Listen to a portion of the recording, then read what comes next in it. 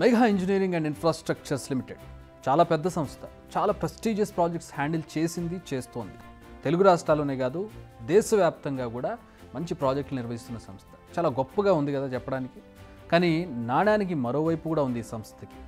ఎంత క్వాలిటీగా నిర్మిస్తారో ఇప్పుడిప్పుడే బయటపడుతోంది. ఒకటి కాదు, రెండు కాదు.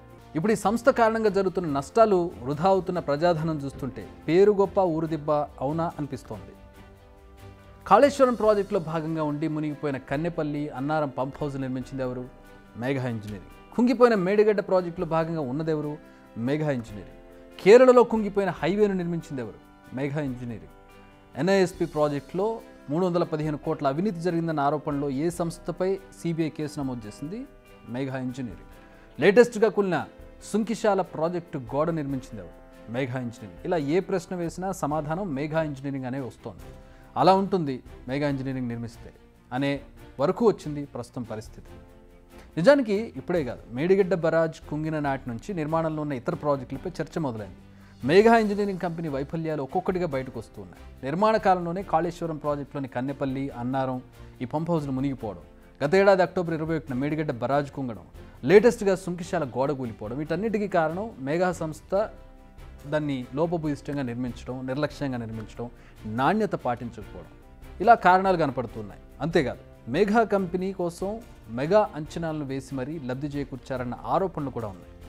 కాళేశ్వరం పంప్ హౌస్లు, సుంకిశాల మాత్రమే కాదు, కేరళలో ఓ హైవే నిర్మాణం చేపట్టిన ఈ సంస్థకు నేషనల్ హైవేస్ అథారిటీ నుంచి మొట్టికాయలు పడ్డాయి. మీ మీద ఎందుకు చర్యలు తీసుకోకూడదు చెప్పాలంటూ NHAI ఘాటుగానే వార్నింగ్ ఇచ్చింది. అంతేకాదు, సరైన సమాధానం చెప్పకపోతే ఏడాది పాటు నిషేధం విధిస్తామంటూ నోటీసులు జారీ చేసింది, షోకాజ్ నోటీసులు. ఇందుకు ఏం జరిగిందంటే, భారత్మాల ప్రాజెక్టులో భాగంగా కేరళలో చేపట్టిన హైవే కాంట్రాక్ట్ను దక్కించుకుంది మెగా. చెంగల్ నుంచి నీలేశ్వరం సెక్షన్లోని 37 కిలోమీటర్స్ రోడ్డును నిర్మించింది. ఈ రోడ్డుని ఎంత నాణ్యతతో నిర్మించారంటే ఇప్పటికే 2 చోట్ల అది కుంగిపోయింది, మరికొన్ని చోట్ల స్లాబ్లు ఊడిపోయాయి. దీంతో రోడ్డు ఎంత నాసిరకంగా నిర్మించారో NHAI గుర్తించింది. నిజానికి గత ఏడాది డెక్ స్లాబ్ కూలిపోవడంతో రోడ్డు క్వాలిటీపై ఇన్వెస్టిగేషన్ మొదలైంది. మెగా ఇంజనీర్ల నిర్లక్ష్యం అప్పుడు బయటపడింది. హైవే పనుల్లో ఎక్కడా నాణ్యత లేదంటూ గుర్తించారు. పోనీ అప్పుడైనా చర్యలు తీసుకున్నారంటే అది లేదు. ఇది గత ఏడాది జరిగిన ఘటన. లేటెస్ట్గా అంటే ఈ ఏడాది మే 8న మరో చోట గిడ్డర్లు కుంగిపోయాయి. ఇందులో మెగా సంస్థ నిర్లక్ష్యంపై NHAI చర్యలు తీసుకోవడానికి రెడీ అయింది, షోకాజ్ నోటీసులు జారీ చేసింది. వీరి నిర్వాహకం ఇక్కడితో ఆగిపోలేదు. గతంలో అవినీతి ఆరోపణలతో మెగా ఇంజనీరింగ్పై సిబిఐ కేసు నమోదు చేసింది. జగదల్పూర్ ఇంటిగ్రేటెడ్ స్టీల్ ప్లాంట్కు క్లియరెన్స్ కోసం లంచం ఇచ్చారన్న ఆరోపణలతో కేసు నమోదు చేసింది సిబిఐ.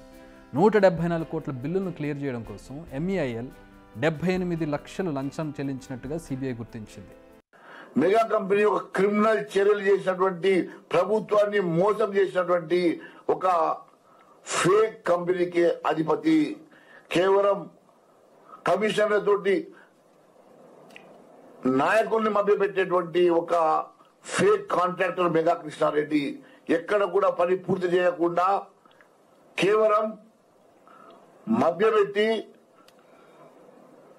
ఎస్కలేట్ చేసుకొని, క్రీమ్ వర్క్ చేసుకొని, చేతులు దులుపుకొని బయటపడేటువంటి ఒక ఫేక్ కంపెనీ ఈరోజు పూర్తిగా నాసిరకమైనటువంటి పనులు చేస్తున్నట్టుగా కేంద్ర సంస్థలు షోకాజ్ నోటీస్ ఇచ్చినా ఆయన ఫేక్ డాక్యుమెంట్లని రుజువు చేసినా.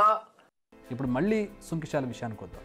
ఈ ప్రాజెక్టు పనులను మెగా ఇంజనీరింగ్ 2016 జూన్లో దక్కించుకుంది. పంప్ హౌస్ నుంచి కోదండపూర్ నీటి శుద్ధి కేంద్రాలకు 50 కిలోమీటర్ల వరకు 2325 mm డయాతో 2 లైన్ల పైప్ లైన్లు, సంపు, పంప్ హౌజు, 3 టన్నెళ్లు, సూపర్ స్ట్రక్చర్ నిర్మించాలి.